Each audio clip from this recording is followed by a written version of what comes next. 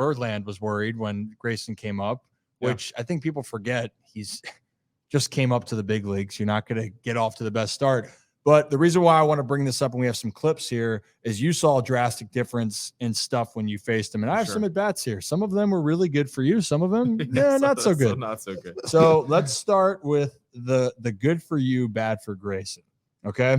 So I think you remember this moment. When the stuff isn't enchanted. Gavin Sheets in the air, right field. Vavra has no play. You know, we don't need the volume for that. Yeah. Hey, good trot. Yeah. Good trot. But I'm gonna bring this back now for a second here. And this is kind of what I wanted, and you can touch on this in a second. But earlier on to me, and you can tell me, with Grayson with his off-speed pitches, that is can't throw it there. That's what we call the wheelhouse. Yeah. You can't throw it there and you can't miss that pitch. So, and I felt like that was happening more early on, that his out pitches, it was hard for him to, his changeup was supposed to be his second best pitch. That's the one he throws the most besides his fastball. But you guys as hitters, you felt like that wasn't scaring you off that first time? Yeah, I don't know what it was. I just felt like we could see the changeup better the first time around, which made his fastball not play up as much. Okay. Obviously, he was still throwing 99, and it's an electric arm. But just I don't know whether it was the conviction he was throwing with, or, you know, I'm not a pitching guy, so I don't know. But I thought, in my opinion, that was the pitch that changed the most for his evolution to becoming who we saw the second time around in late August. Well, we're going to get to that in a second. My opinion of what I've seen, but you got to see it eye to eye, was his misses were up. Yeah. His changeup, if that's going to be his pitch, it's got to be, and we're going to talk about location here. When this is coming off, when you're watching this, the direction, the movement's good, right? Mm-hmm. Obviously, but the problem is that thing hangs up and that goes in the middle part of the plate. So if I keep this going, oh, there it goes. Never mind. Nice beard, by the way. But right there, you're making contact. That's a good place to hit the ball still. Yeah. And then you stay on it enough. Nice. Get your little jog to first base. Nice single. Good for you. This is where I want people to see the difference. And I was telling Brad about this. So we saw the curveball. We saw the curveball and changeup. This is a changeup that he threw to you with 2 strikes. And I know you know the difference, Gav.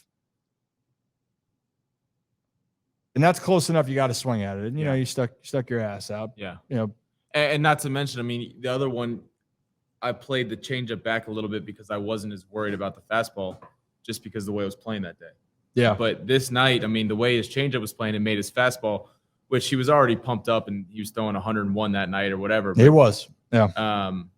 You know, it just played so much more. I felt like I had to cheat to the heater. So that's how you get swings like that when the changeup's working well enough to make you cheat to the fastball, and the change of speeds that he was using that night was second half's been pretty special. Yeah, let me see. There it is. Okay, missed it. Here, I want to try to get a freeze frame of. Yeah, let's keep watching it, please. Yeah, but if you guys can see where that dot is right there, it comes out of his hand, and when it's coming out, I know this is a good moment for you. Yeah, please. Love it. But same thing we talked about. Right there, if you're going to swing, you got to be ready. And that's a pitch that was on the we're missing the thing now because of the lag of it. But he made it because his fastball he was throwing it with more conviction and he was putting away his changeup. He had better results, right? So that was good there. Now we'll get off of it for you for a second. Thank you. It's not just you. Appreciate that. This is Josh Lowe against the Orioles. And this is the game I think that Grayson, the Orioles really needed. I thought this was Grayson's biggest game of the year. Oh yeah, looking at it as a baseball fan, knowing that this was a must win. This saved a sweep, right? Yeah, yes. This was game 3 they were tied in the division. Game 3 of a 4-game game 3 of a 4-game series. Game 3. Yeah. Sorry. Yeah, this is a must win. You have to win. You're at home. You cannot lose 3 in a row to the Rays at this point.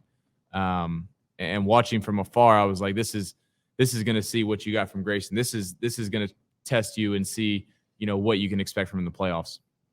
And to your point, this was a big part of the game. It's 0-1, first and third. Rays are trying to get back into it, and we saw that great changeup. He had a great swing on it before, Gav. But here's this for for Grayson right there. Changeup off the plate, low reaches, double play out of the inning. There it is. Great pitch. And so I think that's what I've seen more of for Grayson for me is that he's using his fastball. Because if you look at that, I mean, that's where he's throwing 100 as well in that same spot. Right. Maybe a little higher. So for him to be able to drop, 85 with movement down and away, it's as a hitter, you have to pick one. But when you get to 2 strikes and you're battling, it's a tough matchup. Well, and a lot of guys, if you're going to be hitting, I know we can talk about a different time of sitting on pitches. Yeah. Like we've talked about that. If you got a tendency of pitchers, you can say I'm going to wait back. But Grayson's throwing fuel. He's throwing 101. To your point, when that ball's got rise, you have to cheat a little bit. And some of these guys, I bet you with Josh right there, he's thinking heater. Yeah. Who knows? I don't know what he started him off with, but if he started off with that slow breaking ball, or even if he started off with changeup, you're looking for that 101. It's in the tank. Whether he shows it to you or not at any point, it's in the tank. And only the way to square up is if you cheat a little bit to it. Right. And I actually I had a tweet out that I put. This was in context to Grayson's numbers, by the way, before the All-Star break. It was when he came up in his ERA. I understand fastball ERAs are always going to be higher. We understand that because that's what people are going to try to do their most damage. And I guess I've tweeted more than I thought recently. Why aren't you liking more of my tweets, Gav?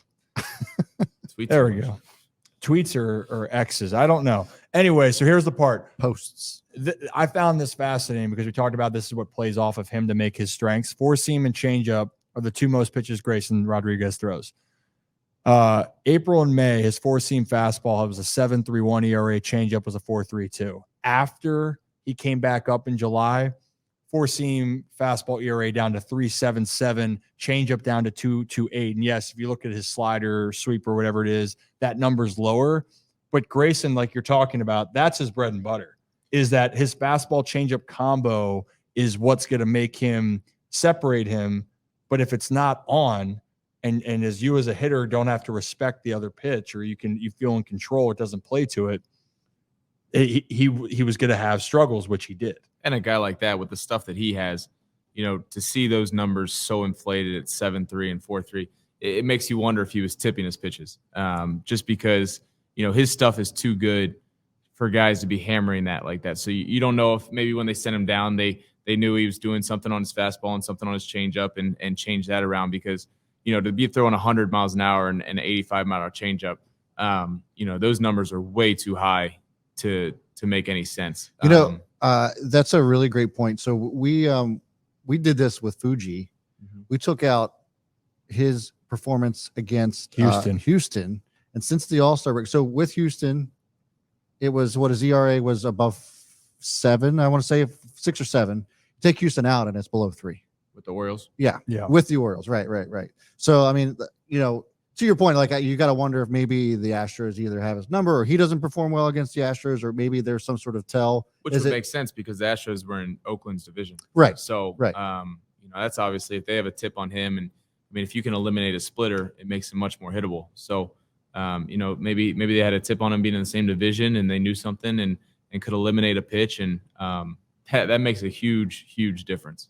Yeah. I mean, I was trying to pull back up the tweet here, but so just don't pitch Fuji against the Astros. Yeah, it's really, he's got a 47 ERA. He's given up it's a 6 runs. Yeah, everything that's gone wrong has been, but the point of it, the tipping pitches is a real thing too, and I think that was a problem with Grayson for a little bit. They even openly said that we're sending him down because he's got some tipping problems, and we want to work on that. Yeah, and then he came back up and shoved.